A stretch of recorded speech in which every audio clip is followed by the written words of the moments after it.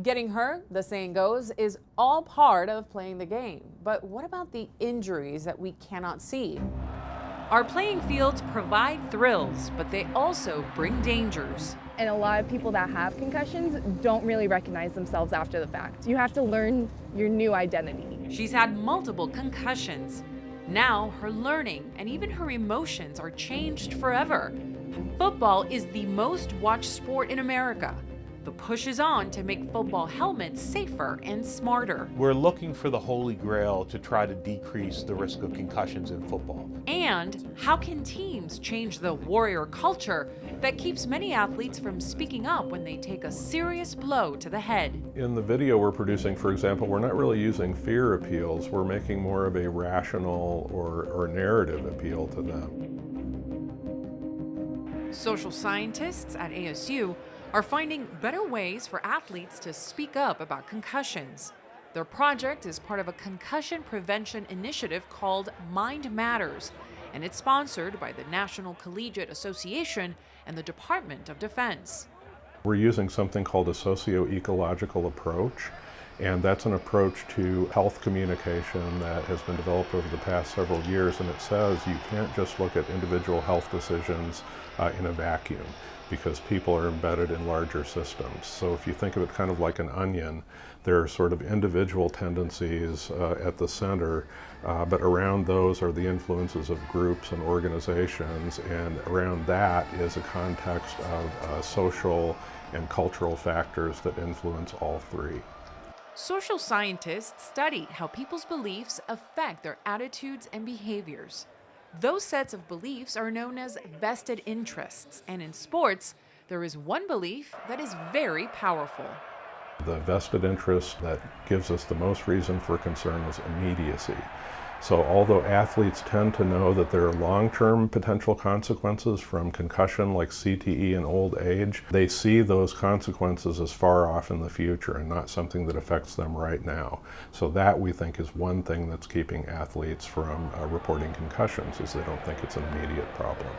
Now, concussions are something you really can't see on the playing field, but they are some of the worst injuries an athlete can suffer, and they can change an athlete's life forever. I wanted to be able to play and to win and be a part of that. So I just decided that it wasn't going to be that big of a deal if I continued to play, but little did I know it was going to be a big deal. From the guys that I spoke to personally, the older NFL guys who are now in their 70s and 80s, you just didn't feel really tough talking about, having a concussion. You just took the hits and kept on going.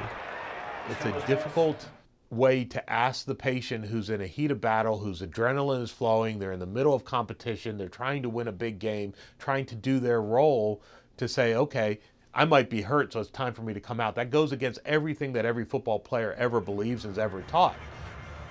Teams have cultures, they have certain norms and values and expectations of their athletes, and these influence the athletes' decisions about whether to report concussions or not. They don't want to feel like they're letting down their team, or they might think the norm of their team is to keep going even if you're injured. And then at the larger level, there are cultural narratives about sport. One of them is the masculine warrior, and you can see the masculine warrior narrative playing out in any Sunday football game you watch, when they're talking about the toughness of the players, or how hard they work, or how they play through pain. Those kinds of narratives influence both the organizational culture and individual level as well. Head injuries affect every aspect of your life. A concussion can severely degrade your performance in the classroom. Reporting and getting treated for any head injury could prevent you from bombing that exam, or even from blowing that play. Steve Corman and his research team are producing a documentary that teaches athletes the short-term dangers of playing through a concussion. Do you want to let your teammates down with a crucial penalty because your brain is scrambled? If you take a tough hit to the head, report it. If you see your teammate take a tough hit and can't get the play call, take them to the trainer. We're trying to get athletes to recognize severe head impacts and concussions as more immediate problems, and they are. Doctors warn that head injuries can harm a player's mental clarity even in the short term. When your brain isn't working right, your body isn't working right either, and so you're more likely to be injured. Now that's an immediate concern for an athlete for all the reasons we talked about. They want to keep playing, they want to get noticed by scouts and so forth. Researchers have found that athletes who suffered a concussion were 3.8 times more likely to get a muscle or ligament injury within 90 days of the concussion than non-concussed teammates. Immediate reporting and a full recovery can help reduce your risk. Performance in school is another issue. If your brain gets scrambled and you can't perform in your classes, you could lose eligibility. We're trying to get them to look out for teammates. When you have a concussion, again, your brain isn't working right, and you may not be able to make good decisions about whether to come out of the game or to report your symptoms, but a teammate that's next to you can see that going on and help you make that decision. You work and play with your teammates every day. You have each other's back. Making sure they report their head injuries keeps them safe, and it keeps your team performing better. Athletes who try to play through a concussion are at a much higher risk for suffering a lower extremity injury. Concussions have a serious impact on your ability to play and practice at a peak level. In the video we're producing, for example, we're not really using fear appeals. We're making more of a rational or narrative appeal to them, that you've been thinking all along that concussions are a long-term problem, but it's really a short-term problem that's going to interfere with the goals that you want to achieve. And I think that sort of approach is really the best one. It's probably not too easy to scare most athletes, especially if they're masculine warriors. So I think appeals to their reasoning and their wants and needs is the best way to go. The ideal outcome would be for all athletes to report any questionable hit to their athletic trainer so they can get checked out to reduce the incidence of concussions overall. Their next step is to test how athletes respond to watching the video. The computer tracks eye movement and heart rate. It tests whether the subject has an emotional response to what she's seeing in the video. If her heart rate goes up, or if her eyes linger on a certain scene, the researcher knows the subject is focusing on the message. Okay, so the second thing you are going to do is to complete a survey, and you see some questions ask your understandings about the concussion-related topics. There's a lot of research out there on the factors that lead athletes to report or not. So what we hope is that those research findings can be incorporated into educational programs, videos like the ones we're trying to do, best practices for the training and coaching staffs for dealing with concussion to overall increase the reporting rate. Even with high-tech helmets and good communication on the playing field, the best way to prevent serious head trauma may be to better educate athletes about the risks, starting at a young age. The most important thing is that you really have to wait to play football. So if you're 12 and younger and you're playing football, your likelihood of getting CTE when you're older is significantly higher than those individuals who started playing football after 12.